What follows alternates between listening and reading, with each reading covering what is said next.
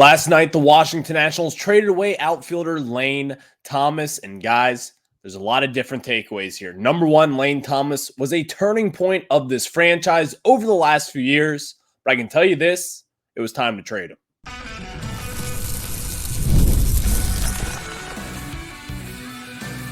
You are Locked On Nationals, your daily Washington Nationals podcast. Part of the Locked On Podcast Network, your team every day. And thank you all for making Locked On Nationals your first listen every single day, as we are free and available wherever you get your podcasts. And of course, I'm your host, Ryan Clary. You can catch me over on Twitter at RyanClary11 and as well as our show page at LO_Nationals. For all your latest Nationals news and notes, make sure to check us out over on Twitter. And of course, while you're at it, make sure to search up Locked On Nationals wherever you get your podcasts, including over on YouTube. Again, search Locked On Nationals. Hit that subscriber button. Share it with a friend. Do whatever you want. Drop a comment, drop a thumbs up, or even a drops down if that makes you happy. That will make me happy. So you do that, and I'll sit right here and talk some Nationals right here for you. And again, today, it is the MLB trade deadline day that you can look at. Kyle Finnegan could be the next National on the move. And of course, if you're watching over on YouTube, you'll see on the rundown, I say trade Kyle Finnegan today. I'll explain that further in the third segment, why I do believe the Nationals do trade Kyle Finnegan a little bit later on. Second segment, we'll be breaking down the return for Lane Thomas. The Nationals got three very talented prospects from the Cleveland Guardians. Alex Clemmey, who just turned 19 years old, a second-round pick out of high school in 2023. Rafael Ramirez Jr., a son of a former big leaguer as well. And Jose Tejeda, an infielder who should be up in the majors, maybe right now, maybe in the next few weeks. But we'll have that for you in the second segment and kind of get into some expectations for those guys a little bit later on. But let's start off with discussing why Mike Rizzo, the president of baseball operations for your Washington Nationals, take a bow. Going into this season, I always kind of had this thought in the back of my head that Lane Thomas would be traded at this trade deadline. Now, as we kind of got closer to it, I think it made even more sense. Now, trading away Lane Thomas is not easy. This is not an easy decision by the Washington Nationals. The Nats did not go into this deadline saying, we're going to take the best offer for Lane Thomas. That's what I said that they would have done, and that's what I said that they should have done, but I don't think that's the way that they thought. They view Lane Thomas as an everyday player, someone who is a leader in the clubhouse, someone who is going to take these younger players, these younger prospects under their wing. Here's the negative of trading away Lane Thomas. You are losing a clubhouse leader. That's not good. That is not good. That's not something you can just kind of have a replacement for waiting in the wings. You've got Patrick Corbin. That's really it. But even then, he's not going to be here this upcoming season. He will be gone. So you lose a clubhouse leader with Lane Thomas. That is the big loss. And also, you could say, yeah, you're losing one of your better offensive pieces and even a Gold Glove finalist in right field, even though we kind of know now he's solid out in right field, but he's definitely replaceable. Trading away Lane Thomas was the correct move. Don't get that twisted whatsoever. Trading him now, with the next few years under team control, again, let's revisit the Juan Soto trade. The reason why the Nationals got so much in that Soto deal is, number one, he's going to be a future Hall of Famer, but also number two, you've got 2.5 years left of control of Juan Soto. This is in the similar basket as Lane Thomas is in sitting here today. If you were to wait until the offseason, you're not going to be getting what you would get right here and right now. Today, yesterday, made the most sense to trade away the Lane trade. And it was the absolute correct move. Again, Mike Rizzo And over the years, something that he has done better than a lot of GMs in baseball, maybe better than all of them, is making these trades and facilitating trades in which he collects a ton of prospects for. If you look around the diamond right now, you've got CJ Abrams, one of your premier guys, your all-star from this year, acquired via trade. You've got James Wood, acquired via trade. You've got Mackenzie Gore, who's looking like an ace at times, even though he has struggled. He was acquired via trade. All in the same trade, by the way, but still. And then you look at guys in years past. Lane Thomas, acquired via trade. You look across DJ Hers, who just pitched a very good game over the weekend, acquired via trade. If there is one thing to trust with Mike Rizzo, it is making trades at the deadline. This is his kind of bread and butter. That's what Mike Rizzo does. So to take the ball away from Mike Rizzo at this deadline when you do have veteran pieces who are going to be a hot commodity like Lane Thomas, like Kyle Finnegan, like Dylan Floro, names like that, and to say, let's hang on to them. I think that never had made sense for this team whatsoever. You want to milk this rebuild. Because let's face it, Lane Thomas is a good player, but you got back 3 legit prospects. And 2 of those guys may not be all that exciting, but I can tell you this right now. The left-handed pitcher that you got, Alex Clemmey, this kid is legit. We'll get into the numbers and why I think I'm the most excited for him. And again, he enters this system as one of the most premier pitching prospects in the farm, including with Travis Sakura and Cade Cavalli. But still, there is a case to be made that you should be very excited about Alex Clemmey. We'll get into that a little bit more later on. But again, where Mike Rizzo does best is making trades. I'm not going to sit here today and say, oh, you didn't get enough. No, the Nationals set a price tag. They wanted to trade Lane Thomas thinking that they would get the full value in return. They got the full value in return. You have 3 pretty solid prospects from a very good farm system with the Cleveland Guardians and a team that, by the way, they push out prospects. That is something that they have always done over the last decade. They've been able to refurbish their farm system.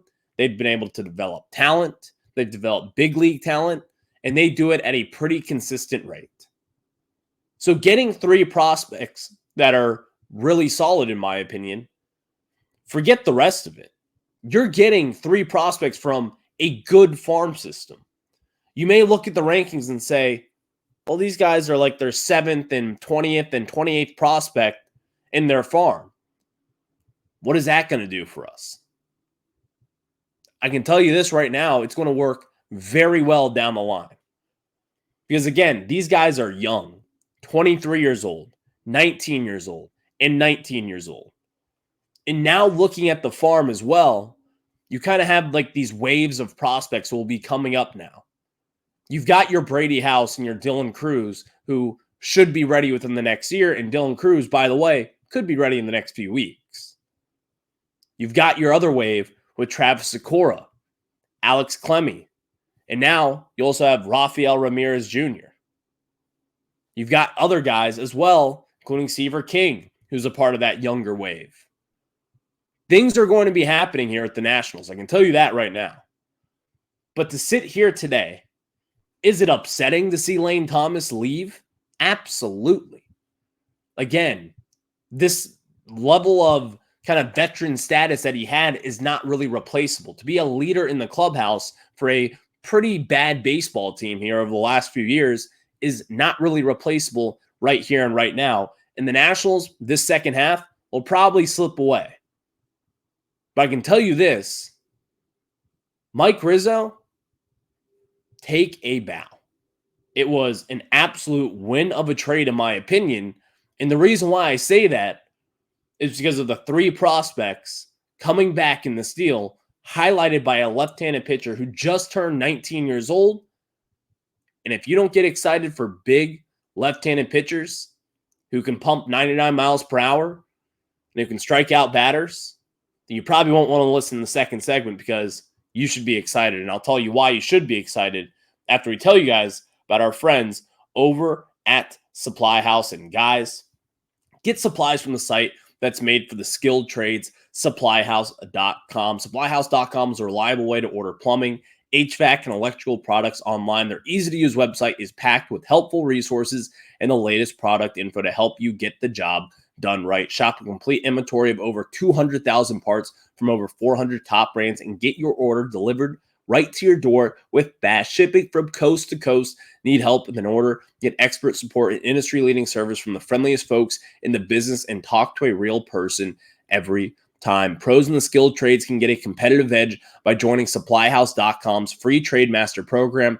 Every Trade Master gets access to a dedicated phone line, free shipping, and discounts on every order. Join the thousands of trade pros already benefiting from their free membership at SupplyHouse.com/TM and order plumbing, HVAC, and electrical supplies from anywhere with just a few clicks at SupplyHouse.com.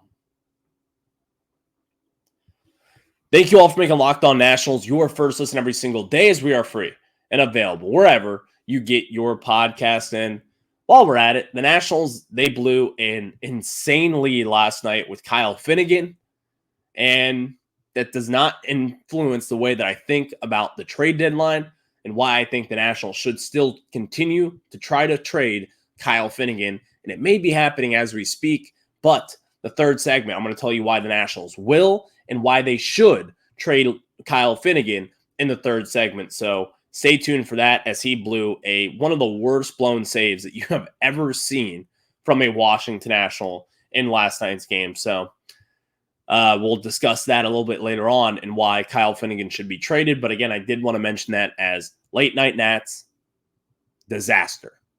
Absolute disaster. We'll have that for you in the third segment of today's show. Again, the Nats trade Kyle Finnegan today. I'll explain why they should do that in the third segment. But it's time to break down some of these prospects that the Nationals got in return. And I do want to start off with the most major league ready. We're going to kind of work our way up, because I can tell you this right now. Alex Clemmey, the second round pick for the Cleveland Guardians back in 2023, he is the one you should be the most excited about.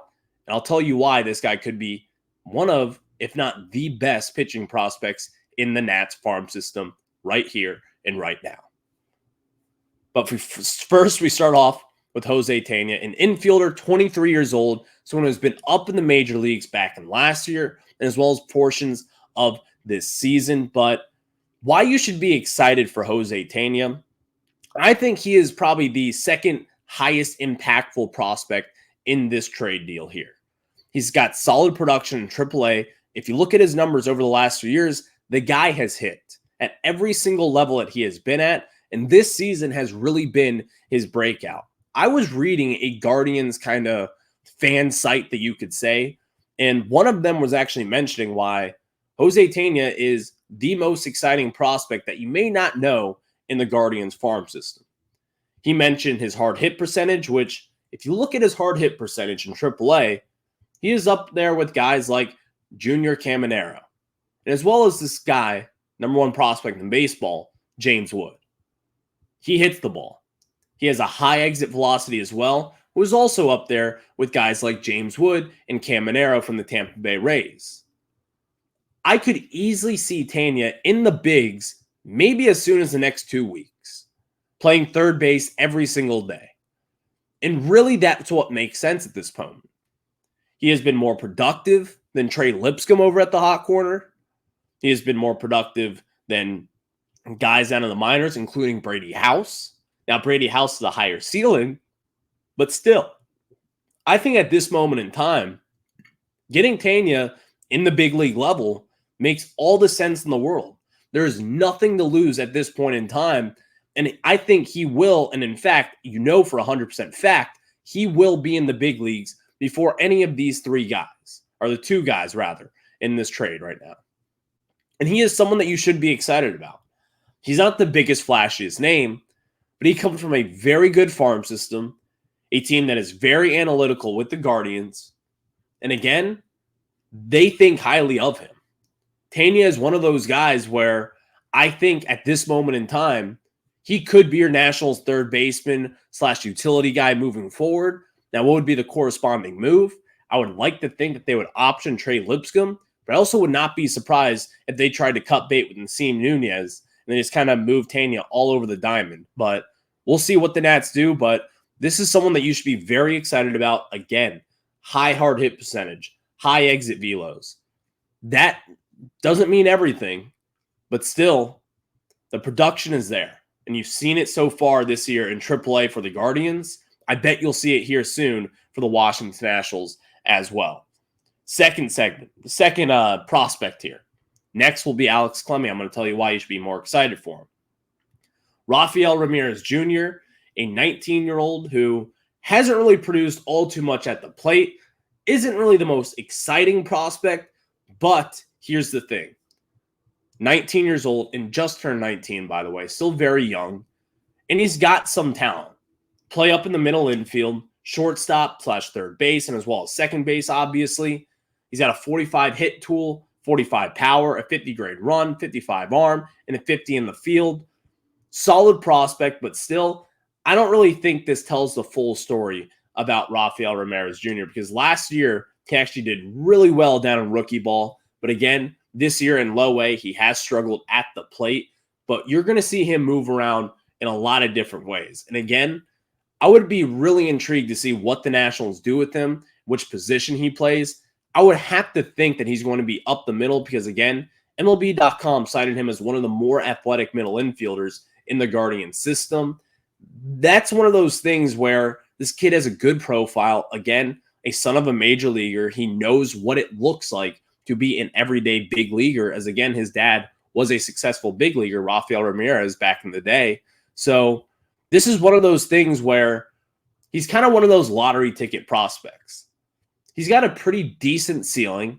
He's got a pretty decent frame, a solid arm in the field, pretty good in the field. I think he's got a little bit to work at the plate, and I think the Nationals can potentially tap into that.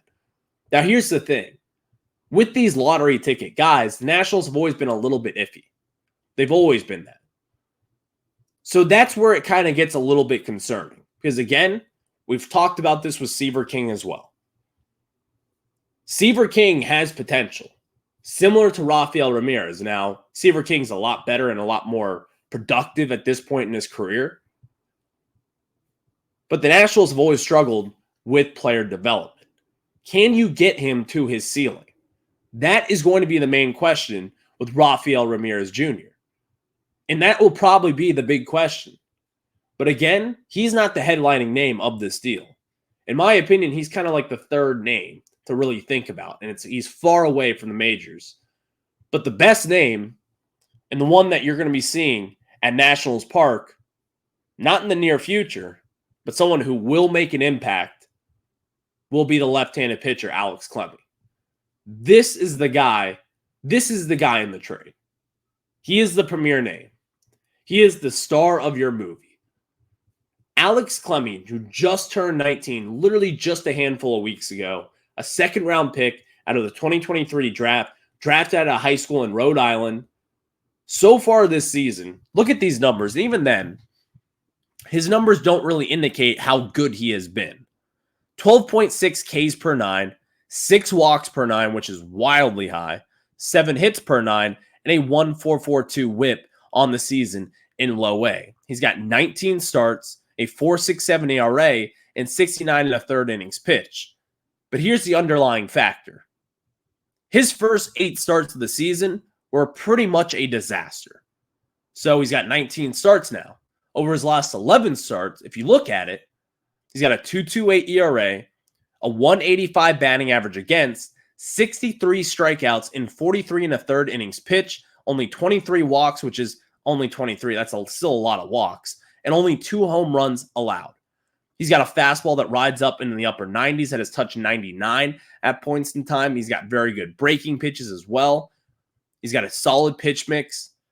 Again, he was pitching most of this time. He skipped rookie ball entirely. Didn't pitch last year. Was shut down. Came in this year. Did not go to rookie ball. Went to low A. and has had a very successful season. And again, you look at his season statistics and you're going to say, he's not all that impressive. He's got a 4.67 ERA. But then you look at the underlying metrics and you say, coming from the Cleveland Guardians, a team that is very, very good at developing pitching, one of the better ones in baseball, in my opinion. And you already start to see kind of him turn that corner over the last handful of months here in baseball. Over the last 2 months, again, 11 starts, a 2.28 ERA, 185 batting average against, 63 strikeouts in 43 and a third innings pitched. This guy has the potential to be a middle of the rotation and maybe even a 2-starter down the line, in my opinion. And even then, his floor is probably the more exciting part. His floor, in my opinion, is going to be an all-star reliever. You heard that right. 19 years old, just turned 19, by the way. Someone who should probably be up in high A maybe in the next month or so. Get him some work again. See if he continues this hot stretch that he's been on over the last few months and move him up the minor league system. This is the name that you will remember. He's already the number 6 prospect in this national system today. He's a top 10 prospect. He is ranked higher than Travis Sakura as of right now, even though that will change dramatically once MLB.com and Baseball America kind of re-up their files and kind of see what Travis Sakura has done recently. But the excitement around Travis Sakura, I think it should be reflected with Alex Clemmey as well. This is an exciting prospect, and this is one of those moves where you may not see it right now. With Lane Thomas being traded in about 3 years down the road, you will thank him for this move. And I think it will be because of the left-handed pitcher that we just got with Alex Clemmey. Now, again, the big overwhelming question will be is what can the Nationals do with these big ceiling guys? Because that's what you're doing right now. And again, the Nationals, they got a ton for Lane Thomas, a lot more than I expected. So we'll see what Mike Rizzo and the Nationals player development staff can do. But right now, you got to feel good about what the Nats did. So the Nationals are not done, though. No, they are not. Dylan Floro will definitely be traded, in my opinion. And if not, it is absolute malpractice. But also, closer Kyle Finnegan. See ya. Trade him today. I'll tell you why the Nationals will trade him today. But before we do that, I'm going to tell you guys about some of our very good friends over at Prize Picks. And guys, we've talked about Prize Picks before, and you know that Prize Picks is America's #1 daily fantasy sports app with over 5 million active members. Prize Picks is the easiest and most exciting way to play daily fantasy sports. Unlike other apps on Prize Picks, it's just you against the numbers. All you do is pick more or less on 2 to 6 players to have projections and watch the winnings roll in. Get in on the daily action with your friends and become part of the Prize Picks community today. And of course, you can win up to 100 times your money on Prize Picks with as little as 4 correct picks. You can turn $10 into $1,000. And of course, if you're looking for promotions, Prize Picks has got you covered every week, from lowering select player stats projections on Tuesdays, which is tonight, to your lineup hit or getting your entry fees back if you have a losing lineup on Fridays. And Prize Picks is always available in 30 states across the country, including California, Texas, Georgia, and my home state, the Commonwealth of Virginia. So when you do that, players and stats that you may look at, just pick more or less on it. Maybe you want Luis Garcia Jr. more hits tonight. Maybe you want less on strikeouts for someone like Dylan Floro coming out of the bullpen if he isn't traded. But I think he will be. So download the Prize Picks app today and use code LOCKEDONMLB for a first deposit match up to $100. That's code LOCKEDONMLB on Prize Picks for a deposit match up to $100. Pick more, pick less. It's that easy.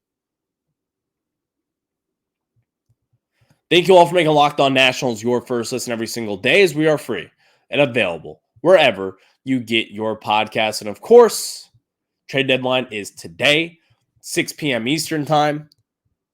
And the Nats trade Kyle Finnegan. Some people may not be happy with this. Some people may not be happy with kind of the fire sale that's going on right now.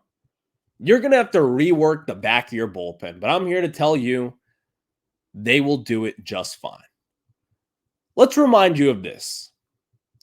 When the Nationals traded Hunter Harvey, how did we get him here? Claimed off of waivers, was cut by the Orioles. Then he turned into the Hunter Harvey that we know today.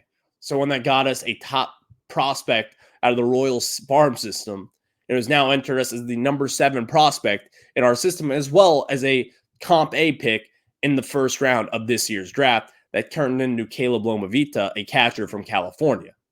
You got that going for you. Then you have Kyle Finnegan.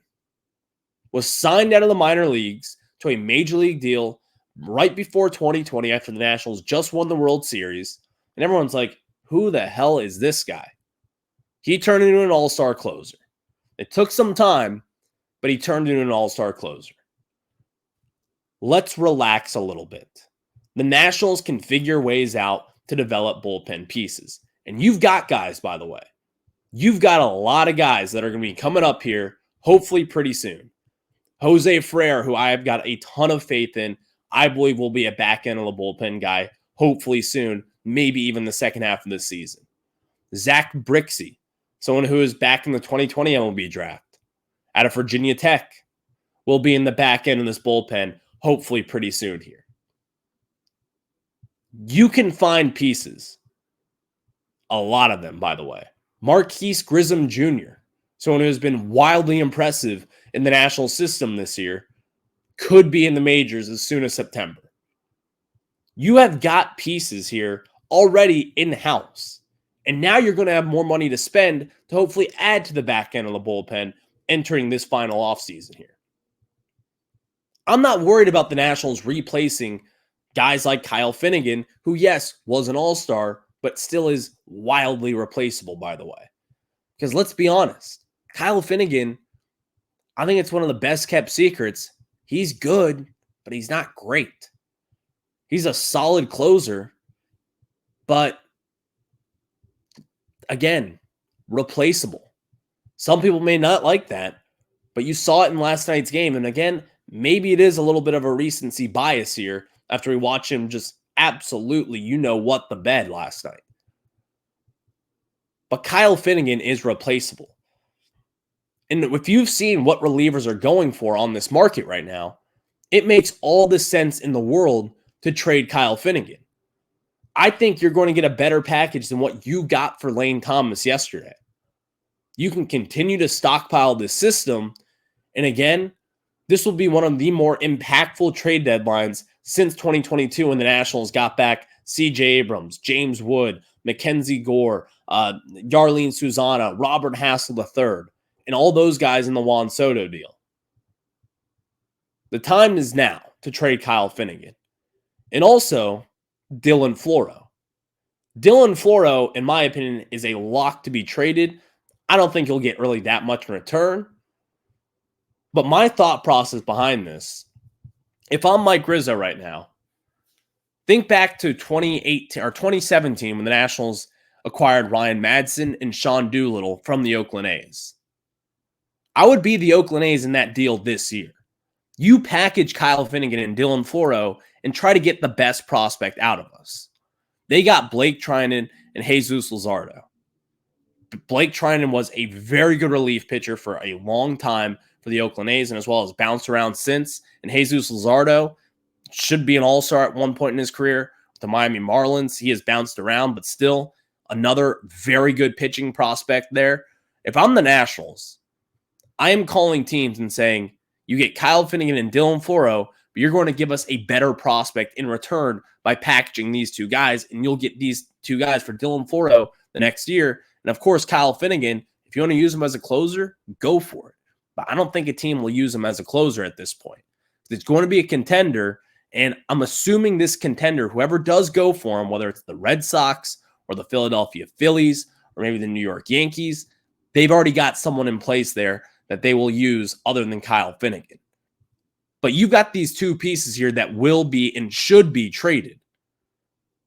Package them together and get the best prospect available. That is what I want to see from Mike Rizzo today.